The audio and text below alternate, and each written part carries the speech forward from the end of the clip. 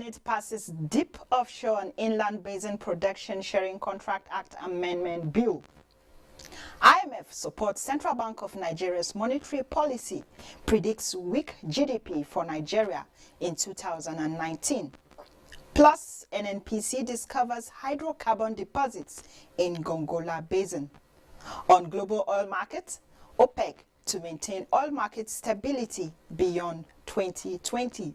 Details of these and more on this edition of Business Express, reaching you from Abuja, the nation's capital. I am Moplang Dakok.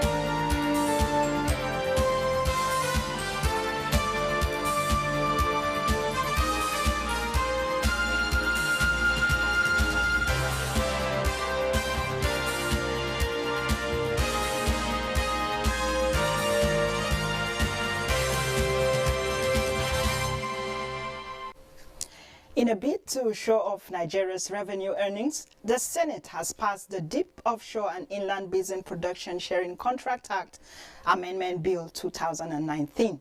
This was as the upper chamber received a formal request from President Buhari seeking the amendment of the act. We are here to review this law in line with our mandate. If that law has said 15 years, we have to bring it up to 10 years.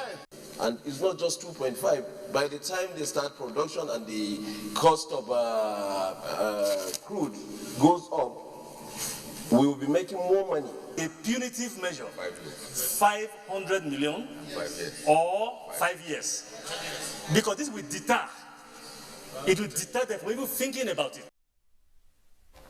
The bill was passed by the upper chamber after consideration of the report of the Joint Committee on Petroleum, Gas and Finance.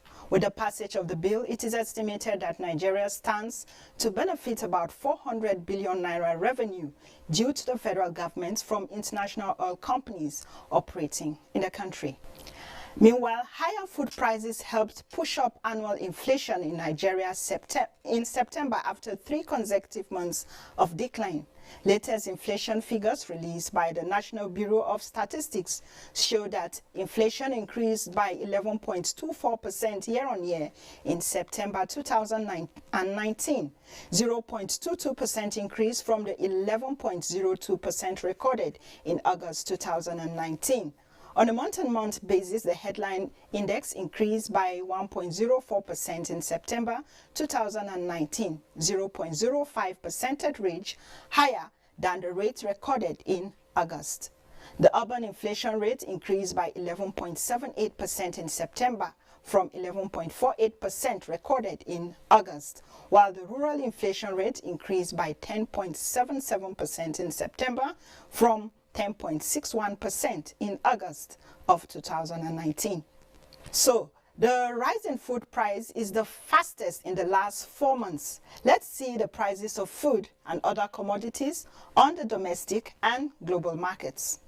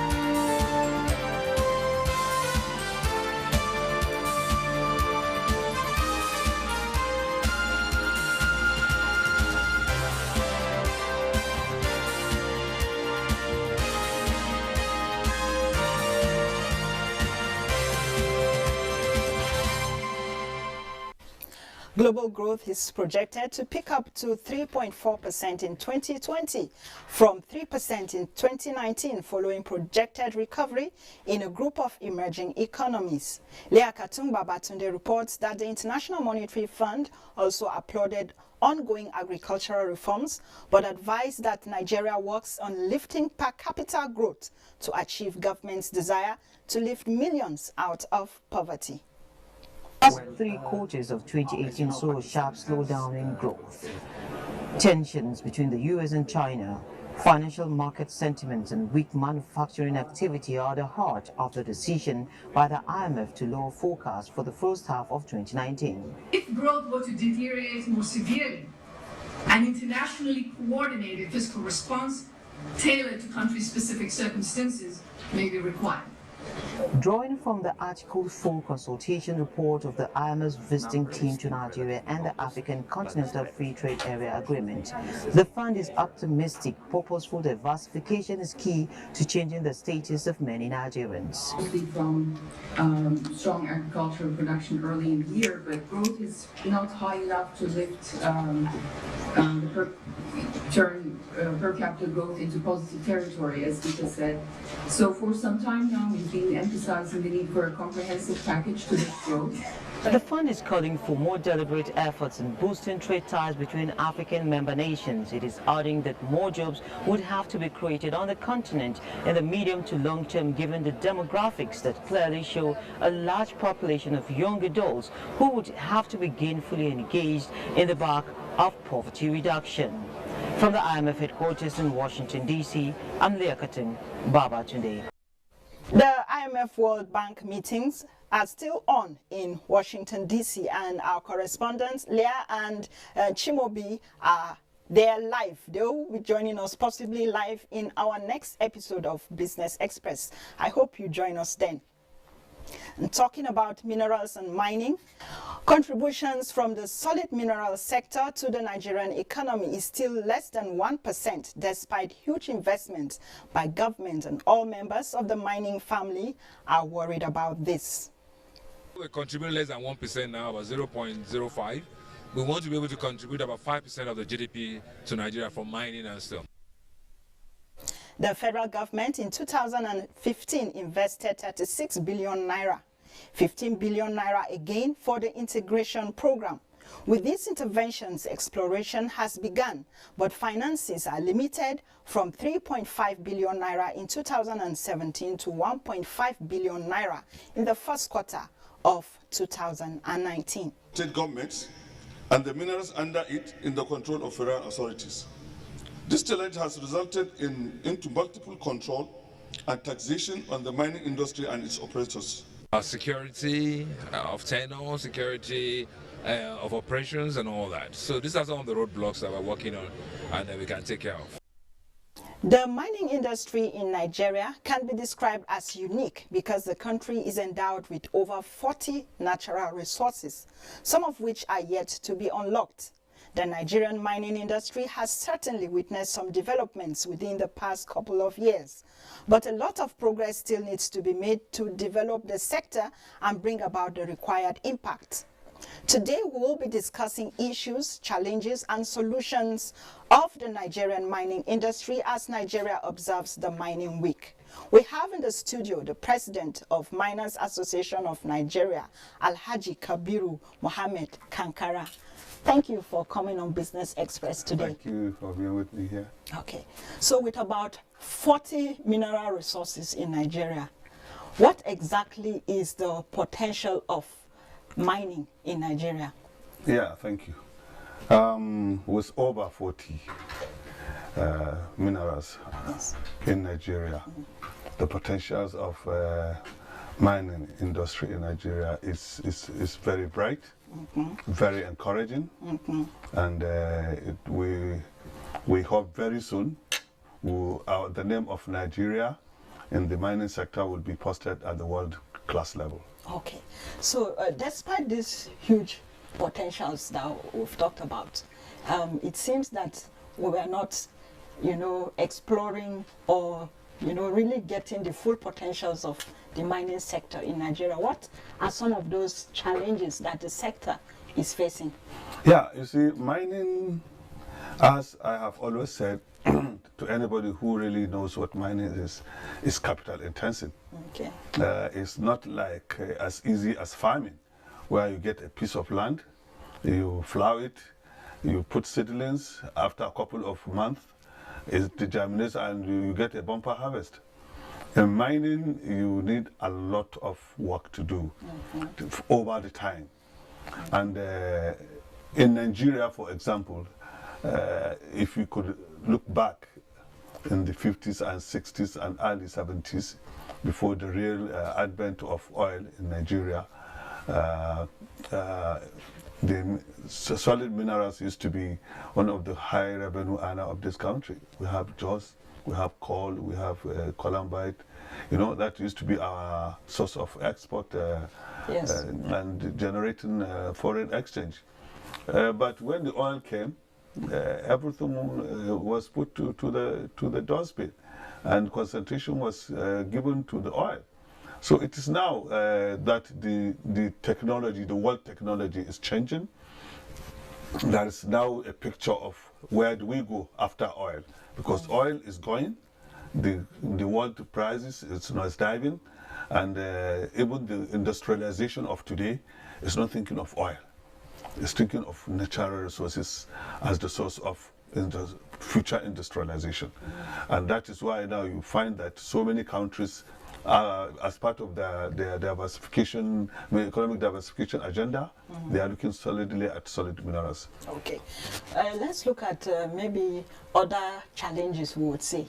Another one that readily comes to my mind right now is the problem of illicit mining. How is that really affecting mining in Nigeria? Yeah, okay. Before I talk about illicit, is it illicit or illegal or whatever? It's a connotation coined or a name coined by our society to give an impression of a bad action or a bad act at the mining site.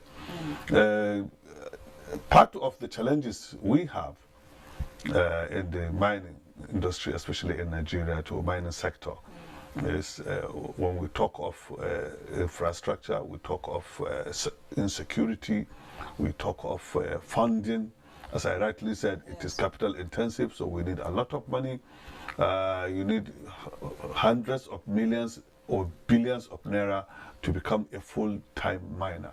That is the more reason why not only the government that has to key in, we have to bring in the private sector to come in both within the country and outside the country. And coming back to the so-called illicit, illegal miners, there is nothing, it's just a connotation. You are calling a name illegal. Technically, there is nothing like illegal miner. Okay. Once you are licensed, you are free to mine. But is it possible that there are unlicensed miners? No, you can't just go about digging a hole or start digging holes in a site without having the mining license to commence it. The only thing that we have is that because it is so artisanal in nature, you find that and it needs a lot of hands, and most of the hands are local people. This is something in the bush, so when you go there, you find all kinds of people there. But in reality, the site must have been licensed. The owner of the land must be a licensed miner who is now engaging so many hands artisanally to help him mine the site. What about those artisans you talked about in some parts of the country? We're made to understand places like Zamfara, Sokoto, and so on. We still find these artisans who do not represent any particular company. Is that not a problem? Well, it's a problem to some extent. You see, when we look at this problem, then we look at also the problem of ECOWAS. This is a free movement of free trade, free movement of nationals within the West African countries. So, and we look at the porosity of the borders that we have within our axis: Chad, Niger, Benin Republic. All those porosity gives room for people to come in and sneak in. We all look alike. Most of those who are living like in Katsina, Sokoto, Axis, they speak the same Hausa that we, the northerners living there, speak. So when somebody speaks, you wouldn't even know whether he is from Niger, unless you are so technical in the Hausa. So by and large, those are the people that come in and then mix up and then bring about a negative picture of this whole scenario. Okay, let's talk about the ongoing mining week. Can you talk to us about some of the decisions reached and some of the issues and possibly some of the takeaways from that? Okay. The mining week, which is an annual event every October of the year, we put it in shape in such a way that we can showcase the potentials of solid minerals and other activities that are related to mining in Nigeria, mining industry in Nigeria. We bring in both internal and external participators, that is, or participants in terms of investors, collaborators, financiers, so that they will come and appreciate the fact that Nigeria is highly endowed. There is no local government in Nigeria. We have about 774 local governments. There is no single local government in Nigeria which does not have one solid mineral or the other. So by the time we showcase what we have, and we synergize ourselves, we partner and collaborate, and then we also give the picture that, yes, don't look at Nigeria as only an oil producing country. We also have enough solid minerals to showcase us at the world economic level. So are some of these challenges that we mentioned and even more, are some of them being discussed at the conference? Of course. Most of the, in fact, we set a particular day for what we call risks and de-risking in mining in Nigeria, because when you have to look at, we have to identify what are the risks. Why is it that the development of mining in Nigeria is very slow? And so how do we go about de-risking the sector? And most, as I started saying, one of the key risks we have is insecurity, lack of infrastructure. When I say infrastructure, most of our activities are in the bush. We are bush people per se. We don't partake activity in the towns. So after we harvest or we drill and we excavate and bring out what we have to the market, how do we take it to the market? We need good road network. We need proper equipment. Yes. So all these things, they have to be put in shape. And some of the areas that has to come from the government, we are now pleading with government to come so that it can assist in some of this infrastructural provision. Talking about assistance from the government, a lot of money has been put into the mining sector from 2017. From that report that you watched just before we started this discussion, yes, we heard that the funds dropped from about 3.5 billion in 2017 to about 1.5 in 2019. So what actually, or how much is needed to be able to, take the mining sector to where the country wants it to be? To take the mining sector to the position we would want that sector to be at world level, we need not just 5 or not just 10. We need billions and billions of naira. In fact, you could even say $1 billion is not enough for the sector, because the equipments being used are very expensive, and all acts of exploration is also capital intensive. Even the human capital that we are going to use there is also needs a lot of money to be to fund them. Yes. In terms of their workmanship and other things. So the money that is at hand now is too meager to kickstart the activity that we want the sector to reach. It is hoped that the the mining sector will be able to generate about 10% of the nation's GDP. Yes, by 2026. Mr. President, in his maiden brief address, I think it was October 1st, where he was saying that his hope is to see that by the end of his tenure, or in the next 10 years, about 100 million people must have been moved out of poverty. Do you think that's what? Yes, solid mineral sector, mining sector can do that. Okay. Yes. Thank you very much, Alhaji Kabiru Kankara, for coming on Business Express today. It's my pleasure. Thank you so much. That's where we'll have to end the discussion for now. Okay, Thank see you so sometime much. again. All Thank right. you. Yeah. The Naira is trading on the foreign exchange market. Let's see how it is this Wednesday.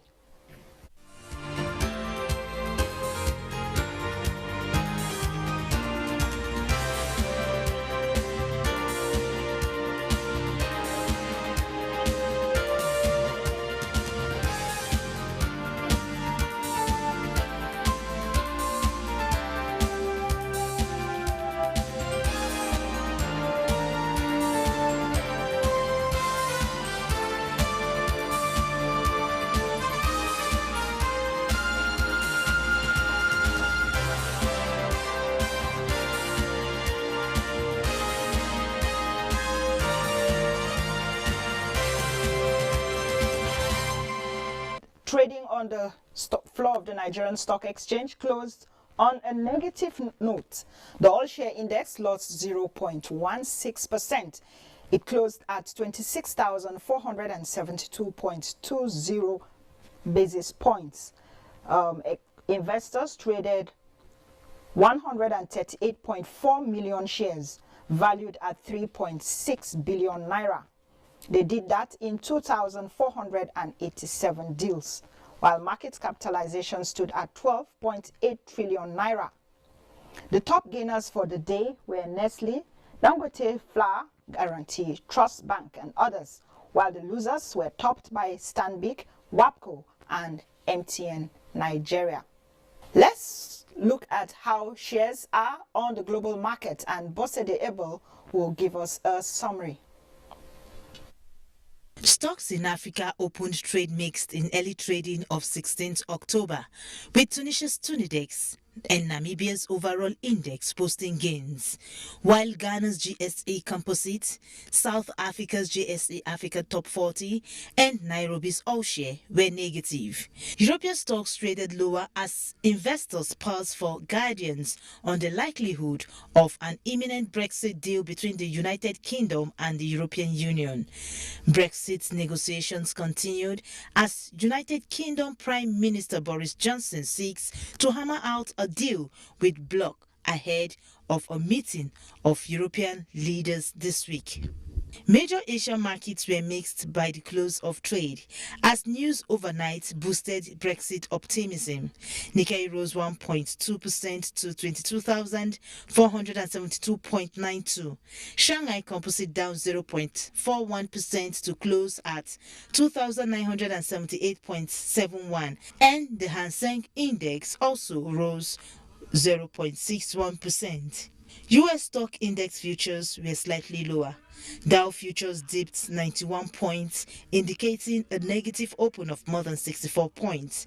Futures on the S&P and Nasdaq were both marginally lower.